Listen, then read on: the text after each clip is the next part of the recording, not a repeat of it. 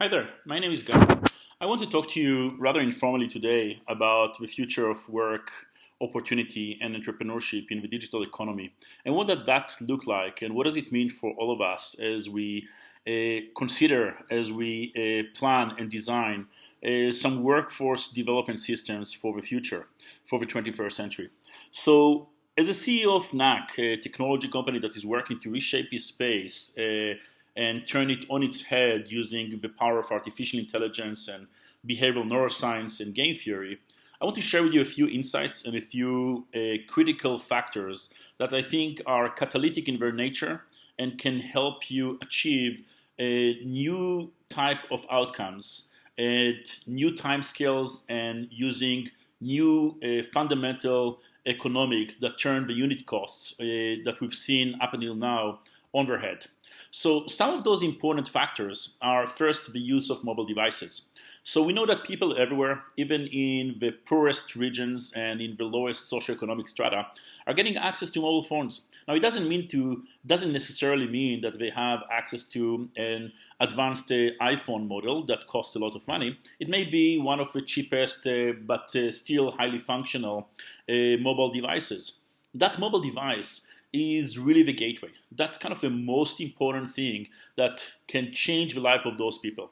And the reason being is that once you have a mobile device, whether you own that or whether it's owned by your household or whether that mobile device is located in the community center at the center of your village, whatever the case is, and we've seen many examples and many models of how to distribute and give people access to devices, which means access to the internet and to the network of data and services, that mobile device is a game changer for those people because it means a number of things. First of all, we can deliver to those people services and content and link connectivity with opportunities, with learning, with skilling, with programs such as edX or Coursera or other content. We can deliver coaching and mentorship using video capabilities that are available on mobile devices. We can coach them and mentor them. We can hear their questions. We can provide them with support.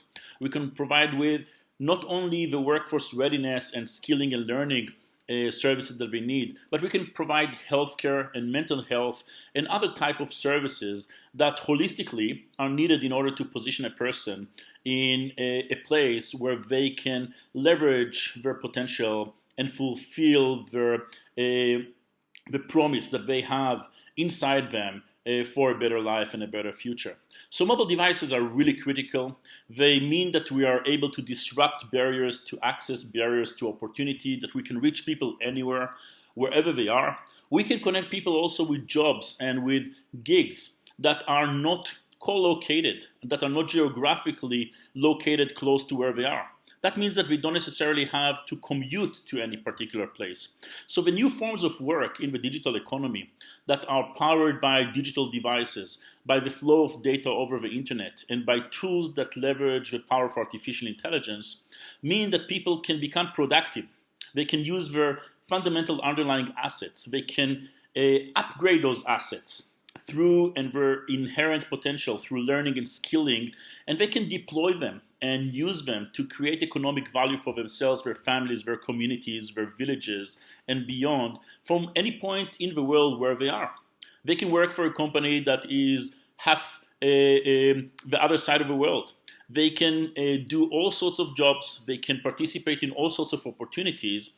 They can work in a time-limited basis. They can work on a project. So mobile devices, the access, the reach that they provide, and the ability to disrupt the delivery model of our interventions that are not anymore, don't need to be anymore high touch or top heavy with cost and the limitations of speed. Now they can be delivered on demand to any person, and more than that, artificial intelligence enables us to personalize, in fact, to hyper-personalize those services and to make sure that we are delivering the right pathways and the right opportunities and the right skilling and learning and coaching, what have you, to the right people. So there is no one-size-fits-all anymore. That paradigm is a bygone.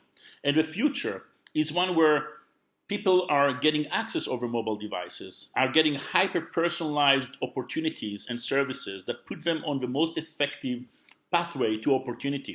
So think about technology as almost like a GPS or a Waze type of app that enables people to get on the right pathway, connect to the right services, connect to the right opportunities, and build better future. But more than that, for us as practitioners and architects of those future workforce development systems, we need to think about those as ecosystems where people get in and out, get on the train and off the train whenever they need in order to perform a job.